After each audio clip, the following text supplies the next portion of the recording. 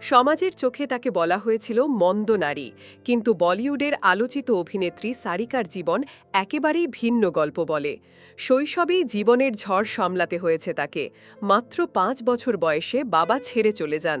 তখন থেকেই সংসারের হাল ধরতে শুরু করেন তিনি। অন্য বাচ্চারা যখন স্কুলে খেলাধুলা আর পড়াশোনায় ব্যস্ত, তখন সারিকার হাতে উঠে আসে অভিনয়ের দায়িত্ব। শিশুশিল্পী হিসেবেই শুরু, পরে ধীরে ধীরে জায়গা করে নেন মূলধারার ছবিতে। কাজের চাপের কারণে কখনো স্কুলে যাওয়ার সুযোগ পাননি তিনি। এক সাক্ষাৎকারে বলেছেন, শৈশব হারানোর আক্ষেপ তার আজও রয়ে গেছে। ছোট্ট বয়সেই কাঁদার দৃশ্য, দুঃখের চরিত্রে অভিনয় করতে হতো তাকে। পুরস্কার হিসেবে মিলত বিস্কুট আর চকলেট। সেখান থেকেই জীবন শেখাতে শুরু করে লড়াই আর ধৈর্য। মাত্র ১৫ বছর বয়সে নায়িকা হিসেবে অভিষেক ঘটে তার। কিন্তু জীবন সহজ ছিল না। কখনো বন্ধুদের বাড়িতে স্নান, কখনো গাড়ির ভেতর রাত কাটানো, সবই তার অভিজ্ঞতার অংশ। প্রেমের সম্পর্ক নিয়ে আলোচনার কেন্দ্রে থেকেছেন তিনি বারবার।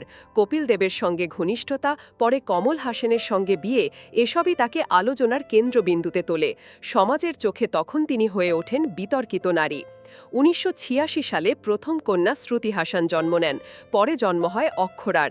সমালোচনা, কষ্ট, সংগ্রাম সবকিছুর মাঝেও দুই মেয়েকেই বড় করে তুলেছেন বন্ধু হিসেবে। সারিকা নিজেই বলেন, মেয়েরা তার জীবনের সবচেয়ে সুন্দর সম্পর্ক।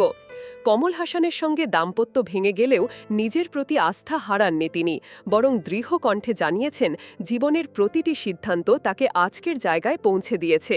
জাতীয় চলচ্চিত্র পুরস্কার পাওয়া এই অভিনেত্রীর মতে, সুখের আসল রহস্য হল নিজের মতো করে বাঁচা।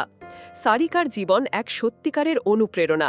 শৈশবের সংগ্রাম থেকে শুরু করে মাতৃত্ব, প্রেম, সমালোচনা সবকিছুর ভেতর দিয়েই তিনি প্রমাণ করেছেন, সুখ আসলে নিজের ভেতরেই খুঁজে নিতে হয়।